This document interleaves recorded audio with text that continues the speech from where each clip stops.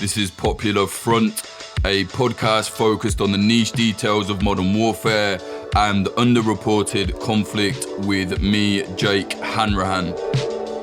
Today we're speaking to Corsican journalist Jean Colonna. He's going to be talking to us about what he calls the Post-Nationalist clashes in Corsica that started from the youth and evolved into French holiday homes being bombed and burned down. It's a very tense situation on the island. This started when a Corsican militant prisoner, Jean Colonna, was beaten in a French jail and died a couple months ago now.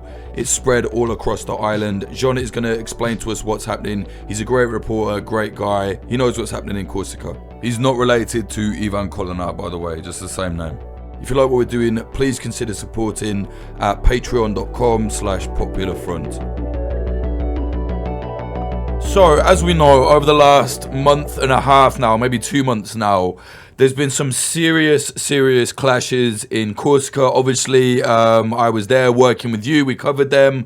Things are going a lot further now. We've seen some bombings of houses, French holiday homes allegedly. Some have been burned down. Maybe you can explain what's going on right now in Corsica for those that don't know. Okay, so first of all, I would like to ask pardon for my English and the many mistakes I will make during this podcast. Okay, what's happening? So, as you filmed it, Jean Colonna has been attacked in the jail of Arles, where he was condemned to do criminal perpetuity for the murder of Claude Erignac, the préfet, in 1998. So, this assault is really shadowy, is really dark, because we can't know exactly what happened. I mean, there's always assaults in prison, but now there's a lot of requests for knowing what happened, and we can't have straight answers. Like there was a parliamentary inquest, and they don't want to show the results of this inquest. So it's really shadowy, and there's this wrath, this sense of injustice in Corsica, because it's been years since they've asked the fact that they'll be jailed in Corsica, which is a right in France, and it has always been refused. And there's this, feeling of, if they were there, he wouldn't be dead. So essentially, the youth took that upon themselves, right, to go into the streets and protest. Maybe explain to us who these youth are. Why are there so many of them? Why are they so angry? Okay, there's a wrath in Corsica, actually, from the youth. Of course, the assault of Jean Colonna launched it, but there's something much deeper. Corsica is the poorest department of France. There's no escape from gentrification, and they do not have jobs. They do not have the sense of freedom inside France, and they sense a kind of contempt, a kind of defiance from France. So there's a lack of perspectives of development now, and that's what they want to be heard. They want to be heard. 7 years ago, Corsica voted for the nationalist movement. They're in power. They're in large majority, and since then we can't see something positive from the state. So they're really frustrated. And that's why the language of the street is so violent. What's quite unusual in this situation, the violence this time, no matter what people want to say about it, it kind of worked, right? Like they actually brought French politicians to the table. The Minister of Interior, I believe the very next day after we were filming the very serious clashes in Bastia, he said we're considering going as far as autonomy, like for Corsica, after the clashes. Some prisoners have actually been transported now to Corsica from France. What's the current situation? There's a lot going on still. Maybe describe what's happening now for us, because of course Jean Colonna has died from his injuries, and there were recent clashes in the last week or so. Where's the status at now? Okay, so as you said, the rest of the commando has been transferred to the Borgo jail. We can't really say that violence work.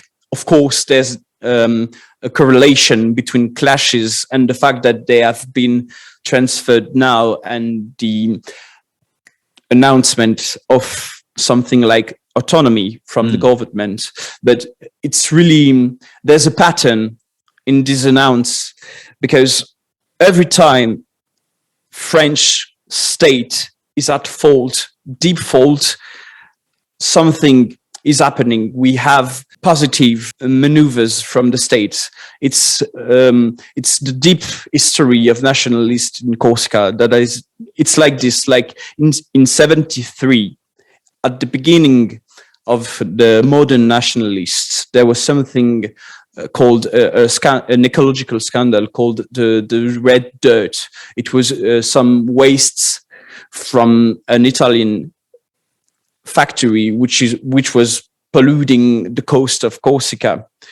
There was violent reivindication at this time, and the state gave some land, not literally some land, but there was less control from the state. That's the first step.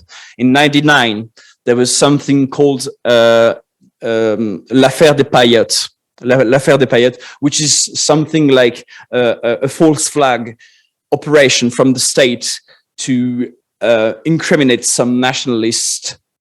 And now, with the deep fault of the Jean Colonna assault, we've got these autonomy announcements. So every time to cover the responsibility, they want to bring political advancement.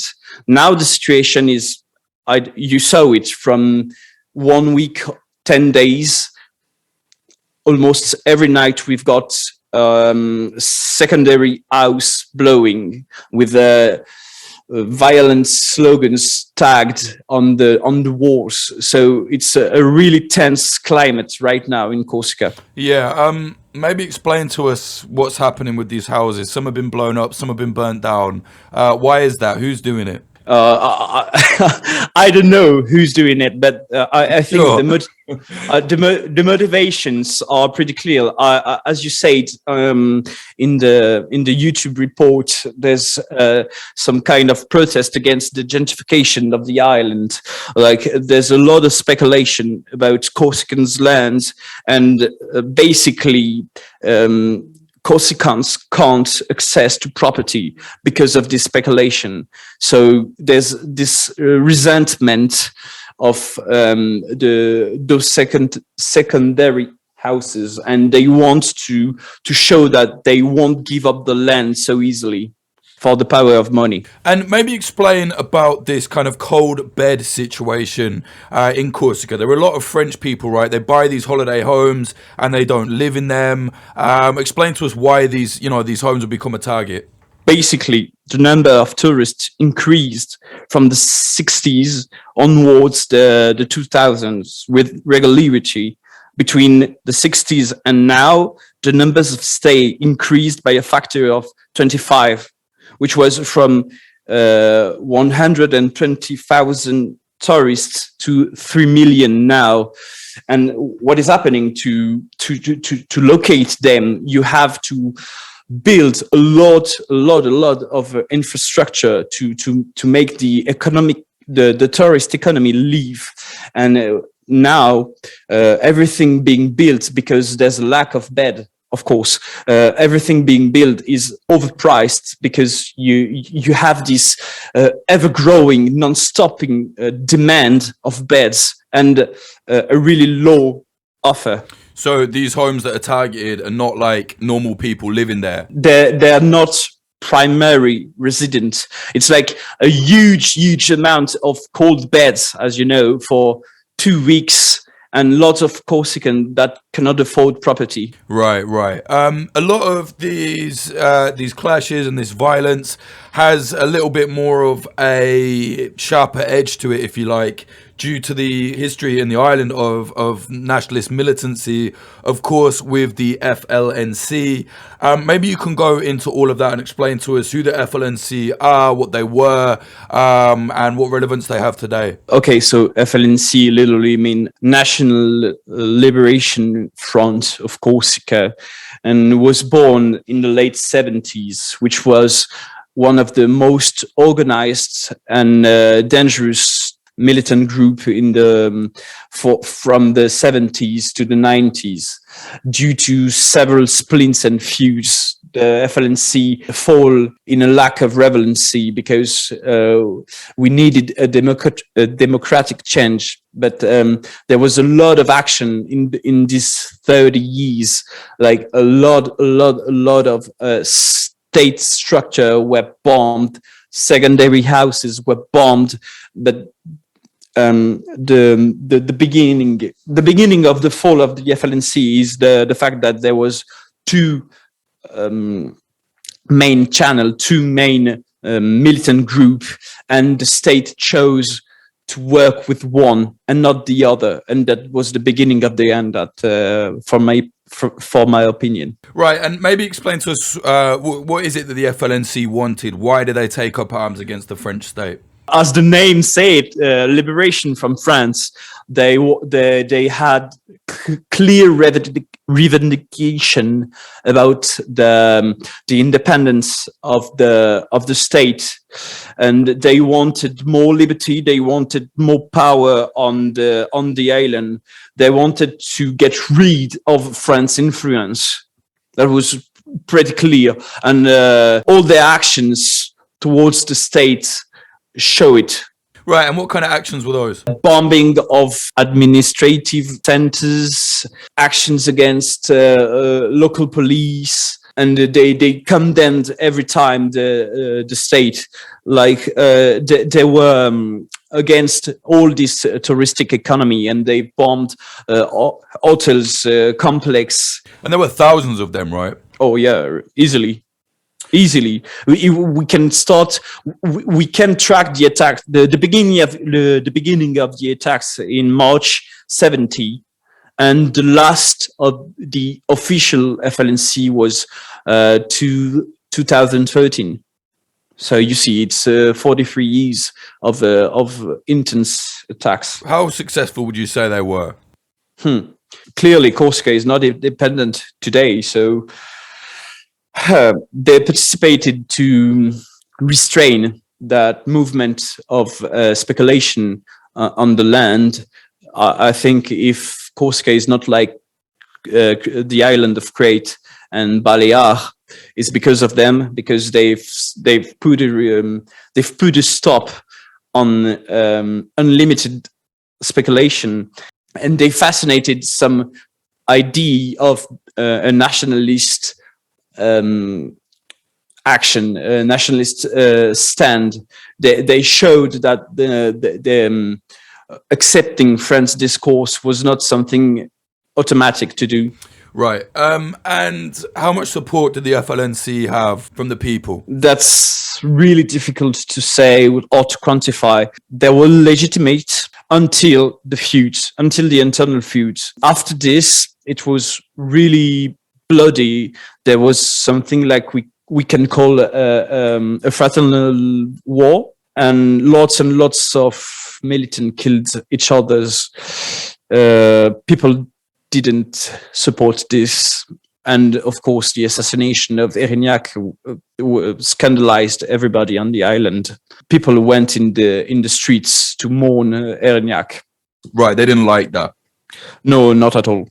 So it's the hypocrisy of Macron when he says there's schizophrenia from Corsican nationalists, because all the island disapproved this action by a large amount of people in the streets, and they mourned in the same way Jean Colonna, which is the duality of this event and the path of it.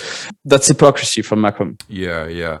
So the FLNC, they put their weapons down in, I think, 2013 or 2014. Yeah. There have since been some groups, like last year and the year before, that were saying like, oh, the FLNC is back. They held a kind of press release. They all stood there in the forest. If they were back, you would know it. So you don't think those guys are serious? I'm not the one to judge seriousness or not, but you saw the numbers. FLNC's action, FLNC's activity was massive. There was simultaneity in the action. You could have 40 bombs exploding at every corner of the island. Now, for the past 10 days, every night there's a bombing or there's a fire. That's huge. That's been so many years since Corsica knew that.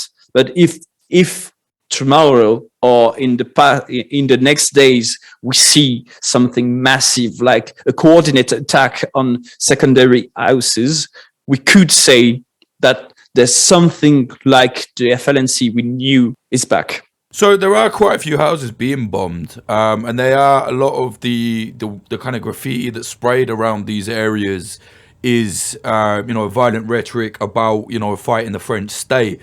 Do you think maybe the FLNC are on their way back or not? What I can say is that there's for sure a deep, violent resentment against the state of France. Can we say FLNC is coming back? I don't know, but there's those signals. You can see attacks every night. It's maybe the beginning of something new.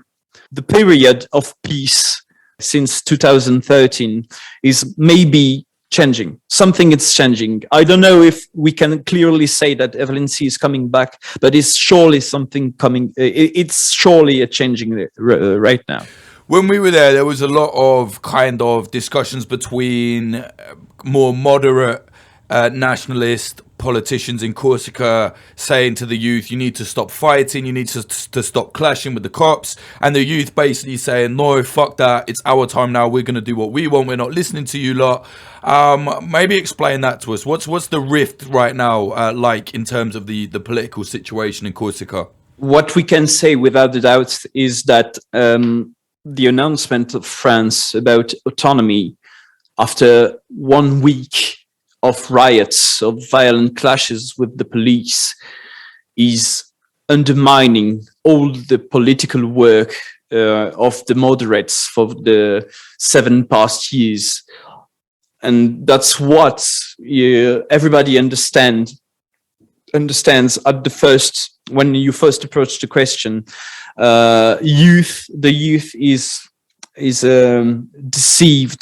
The youth is frustrated because, as I told you, it's been 7 years since the nationalists have been elected, moderates or not, and nothing has changed for them. Even worse, the state has shown a deep disrespect about the nationalists. Like when Macron came at the beginning of his presidency, when the elected representative of Corsica went to shake his hand, before the meeting, Macron had them searched by police to see if they weren't terrorists. That's a huge humiliation. He said when he came, I'm bringing you electricity. That was crazy. We are like in 2020. What is he saying? Are we a colony? That's what the youth is maybe thinking. And we had the last prefect, who was really anti-nationalist in his actions, and he was really tough to work with him, because all that the nationalists bring in the local power, he undermined it. Like, he condemned them to pay things. He wanted to control the finances of the Corsican assembly. He forbidden them to accept a new regulation of the assembly to speak Corsican. It's like really anti-nationalist action, and the prefect is obeying to the president. He is like the direct servant of the president in Corsica. So as you can see, there's a in the past month, in the past years, there's recent act of non-democratic respect of Corsica's choice. If say France said, okay, we're going to have a vote, Corsica can be independent, not autonomous, independent tomorrow, do you think that the whole of Corsica would vote for independence or not? Because it's not as clear cut as everybody wants it, right? If you propose, as you said, for tomorrow, independence for Corsica, of course, the reasonable choice is to first ask the way of being independent. The Corsican nationalists wants wants in first time tax power. They want legislative power. They want the means of create conditions of an independence, because right now Corsica can't fly on its own. But there's sympathy for the nationalists. As I told you, 70% of Corsicans voted for nationalists in local elections. That's a huge number. It's like 7 out of 10. Yeah. And there's what, like 300,000 people on the island, something like that. So maybe give us an idea of the history of Corsica, because this hasn't just been going on since the 70s or the 90s. This is what, like 200 years old, this fight for more rights for Corsicans on the island. Give us an idea of the history. When did all this begin? Okay, so before France, Corsica was under Genoa power. Corsica's history is trembled with a lot of conquest, a lot of occupation. They were never really free, except between the reign of Genoa on Corsica and the French occupation. There was 13 years of independence. And what happened is, in the big lines, Genoa sold Corsica to France, basically. And from this sale came an independence war, a bloody one, a really bloody one. And when France was discovering the Enlightenment, the Enlightenment, the ideas of the Lumière, Corsica was under military control. So everything was pretty rigged for Corsica. France made the way to make them dependent of France. They cannot produce anything there. They had to make it sailed from France. And there were a huge dependency on administrative jobs, functionary jobs.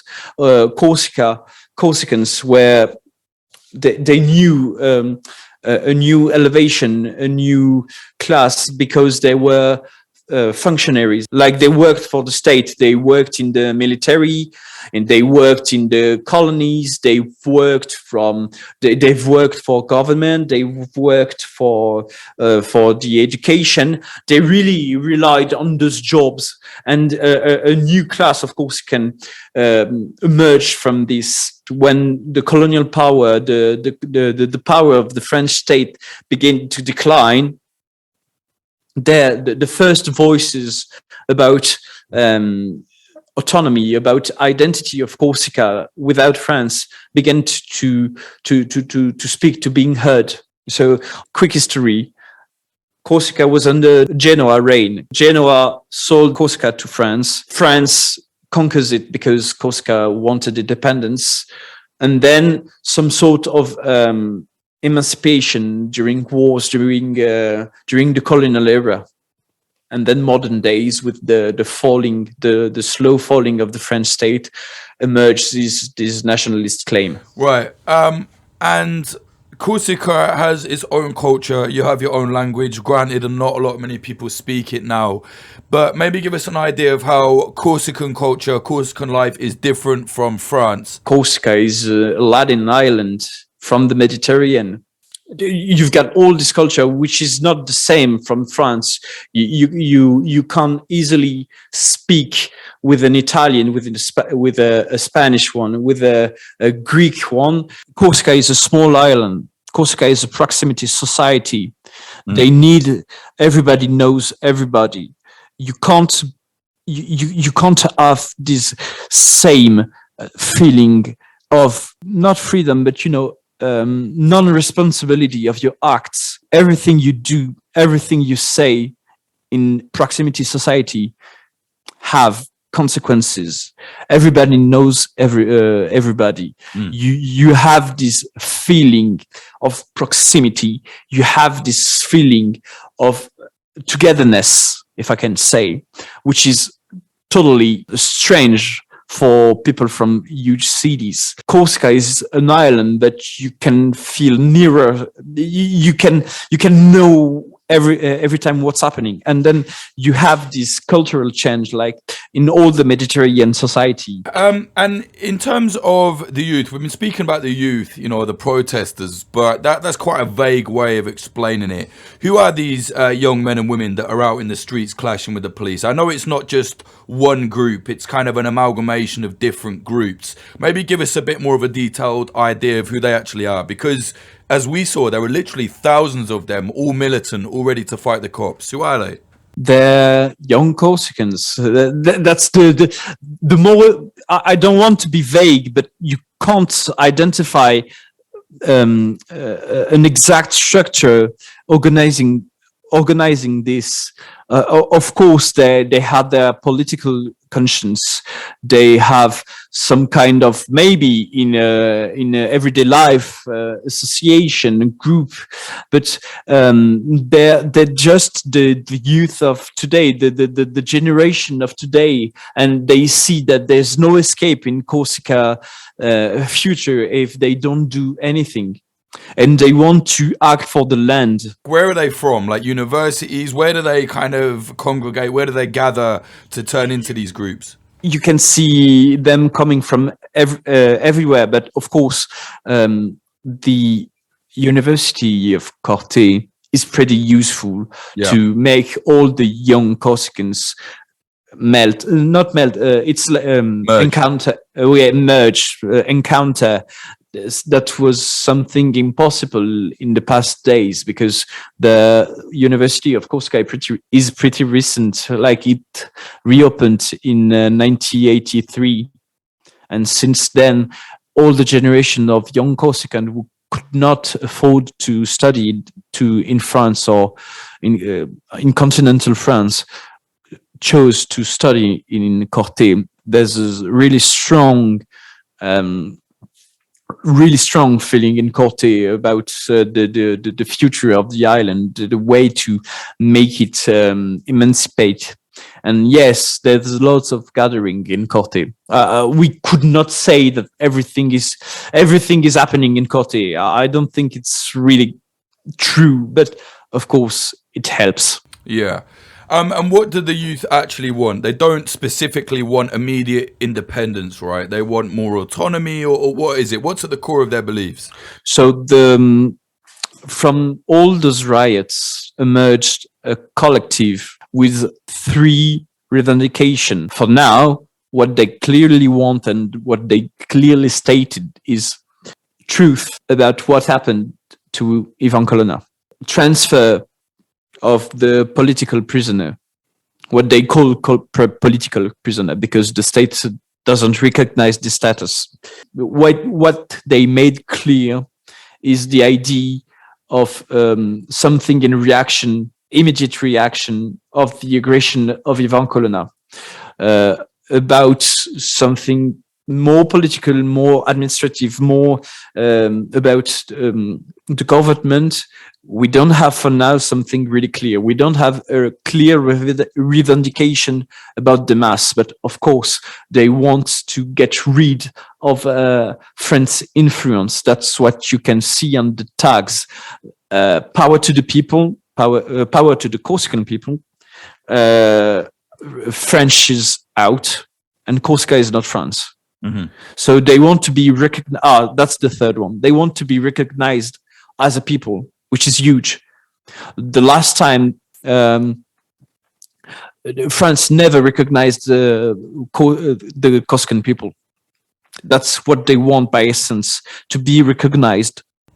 Right. And how close do you think any of these demands are actually coming to happening? I know that Macron has said all negotiations are off the table until the violence stops. The violence hasn't stopped, although I will say, to put it into context, the last real wave of violence that I saw, apart from the bombings of the houses, was the French police on the island singing the French national anthem, goading on the youth. And then it's like, well, what do you expect is going to happen if you do that to the youth, you know? Where do you think this is headed? As we said earlier, Alain Ferrandi and Pierre Alessandri were transferred to Borgo. So that's for the first one. Truth, as I told you, isn't coming for now because the report about the aggression won't be published for now. And the third one, recognized as a people, I don't think that is coming because Macron said it. Corsica is part of France. He said it officially in a presidential campaign to be sure that every French people hear it.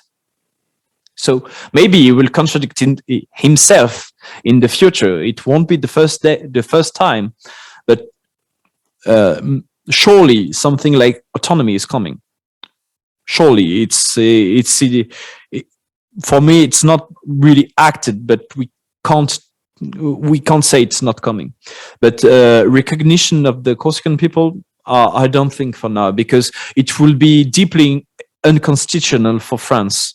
The first article of France's constitution is cannot accept the existence of other identity part of being French. The elections are coming up very soon in France. Do you think it's more likely to get autonomy for Corsica if Macron wins or if Le Pen wins? Oh, surely if Le Pen wins, it will be worst. Yeah, surely she will never let it happen, right? No. She said she doesn't like the merest idea of something like autonomy, of a little bit of liberty from the French state.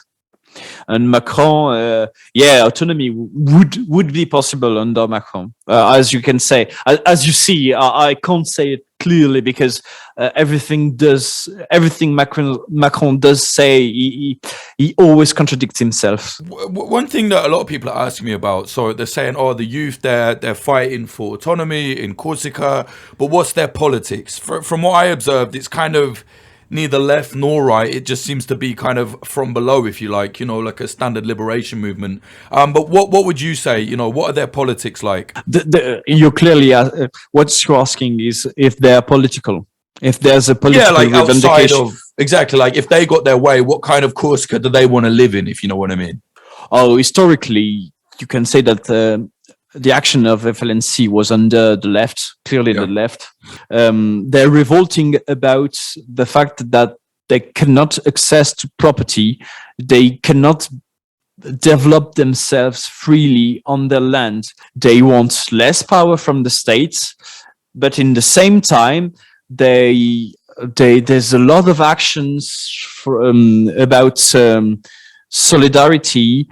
Corsica is always the first region in terms of donations.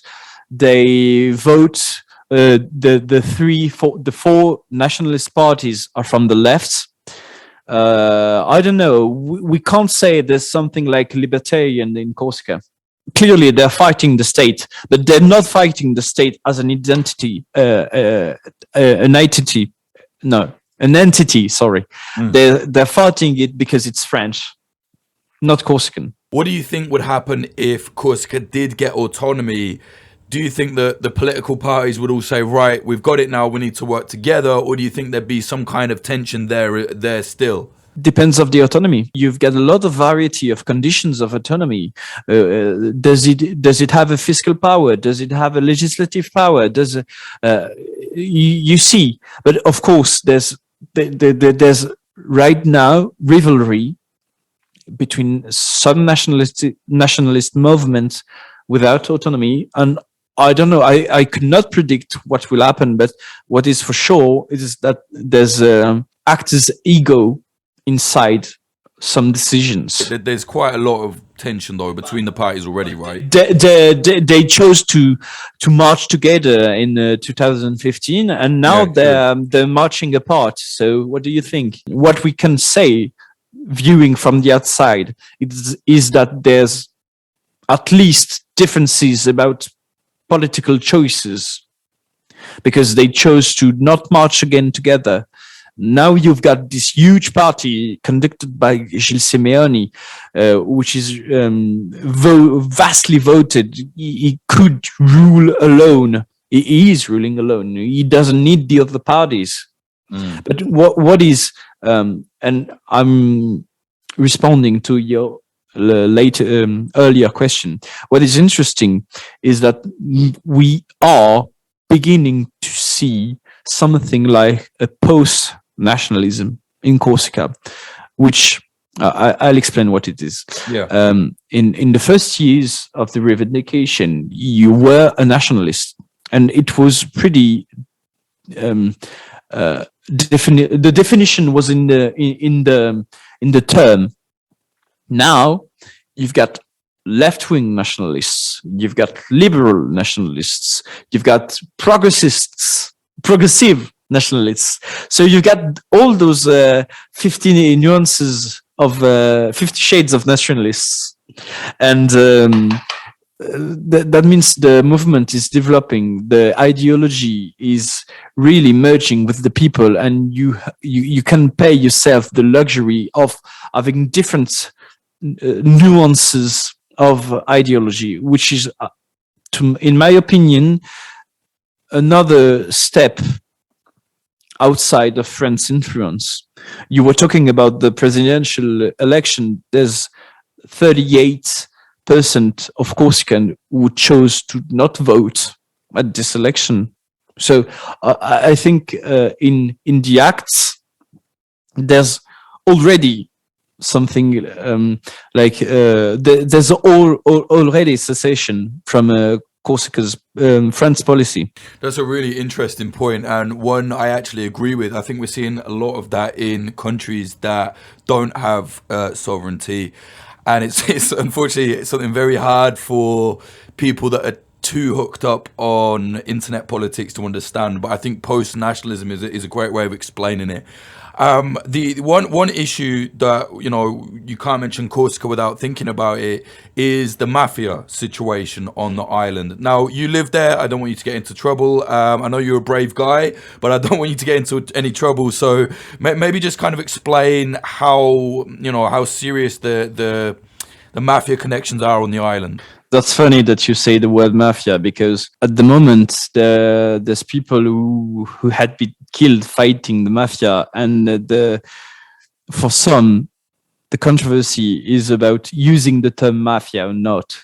You can see the irony, because it's really it's a really French problem, by the way, because they want to use the really correct semantic of the thing.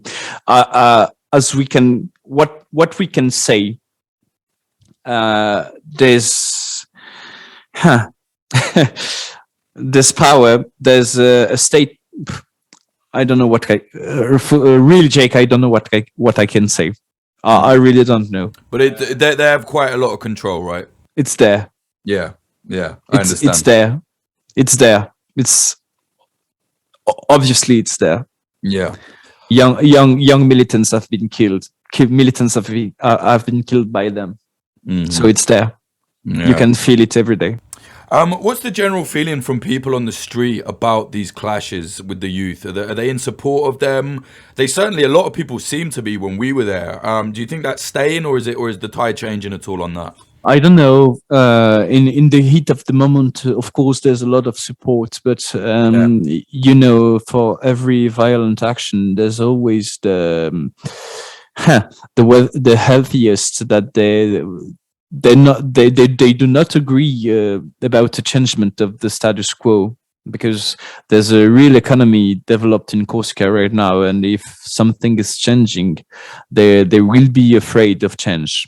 Because we saw it in the Cosmatin, which is the biggest newspaper in Corsica.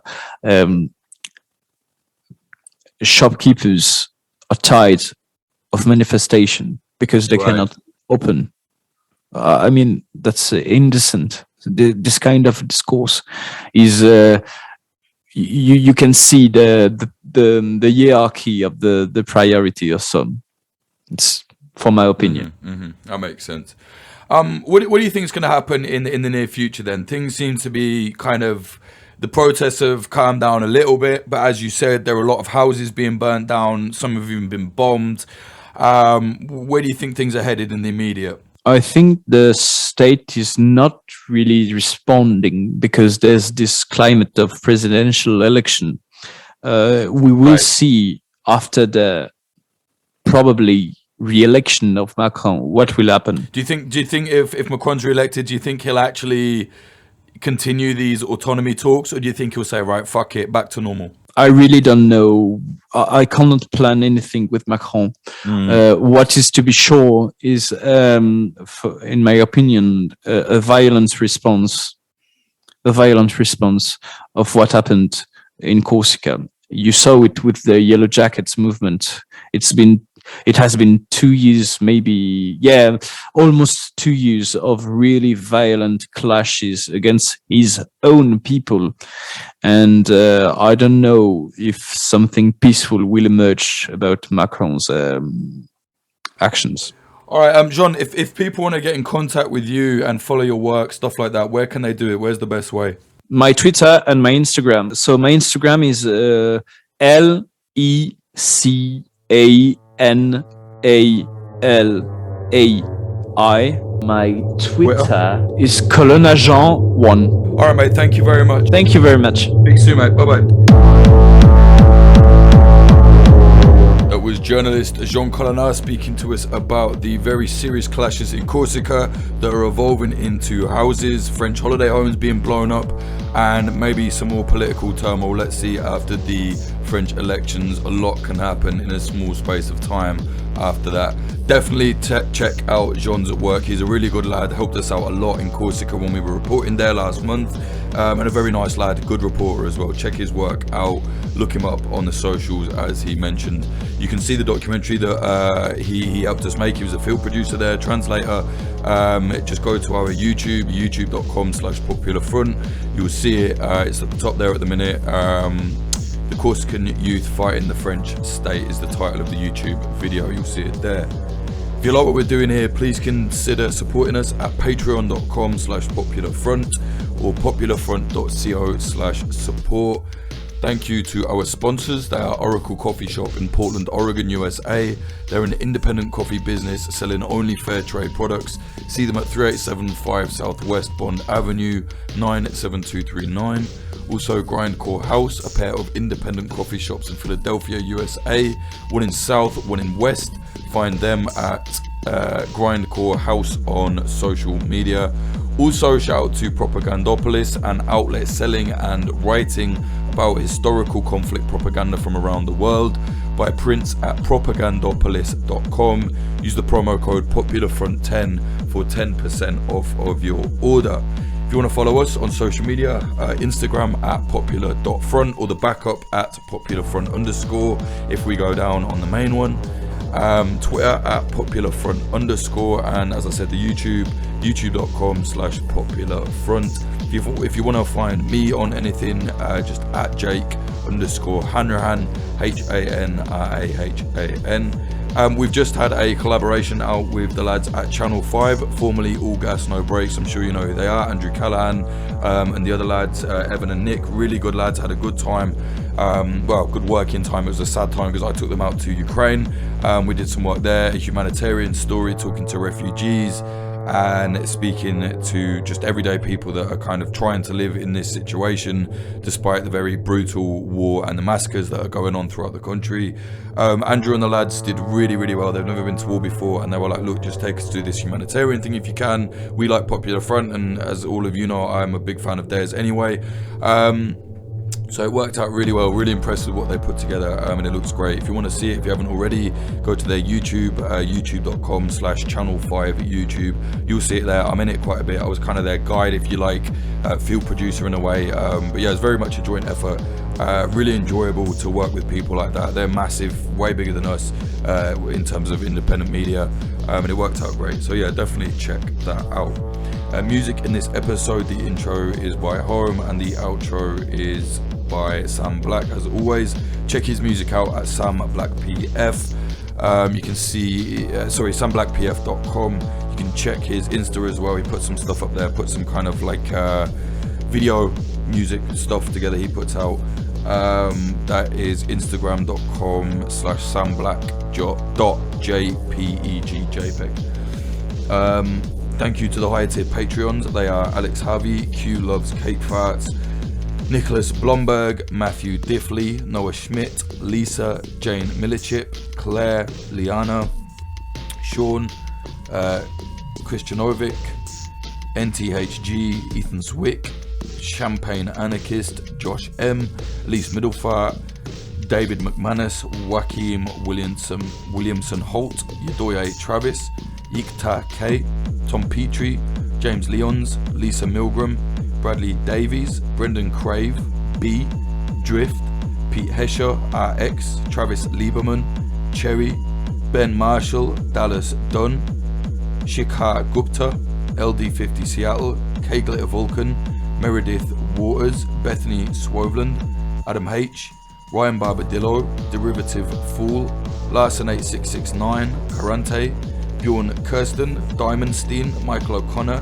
TFD, Nicholas Butter, JD, Jav, Ian Froese, James Cully, Anil Dingus, Tynan Daly, Ethan, Shanklin the Painter, Fitzmadrid, Ed Coulthard, Mike Barone, Ben, Scott Hopton, Liam Williams, Chris Cusimano, Degenerate Zero Alpha, Giorgio Arani, DR, Trey Nance, Amy R, Rubicon, Frank Austin, Amelia Me, sorry if you're battering me, Nawaiz, Nate Van Dor, Christina Ravetti, Freya Northman, Noah, Andrew Hurley, Vida Provost, Brian McLaughlin, Tom Lochrin, Young Wasabi, Tony Bin, Adam Bergsnyder, JL, Stephen Davila, Anthony Kabarik, Dan Dunham, Fletcher, Chad Walker, Diana Gorvanek, Lawrence Abrahams, Peter McCormick, Christopher Martin, Ryan Sandercock, and Maurice Zumbul. Thank you all so much. Without you, this thing would not be going as well as it is. Much appreciated. If you want to support us, go to patreon.com/popularfront. Fucking free Aiden as well.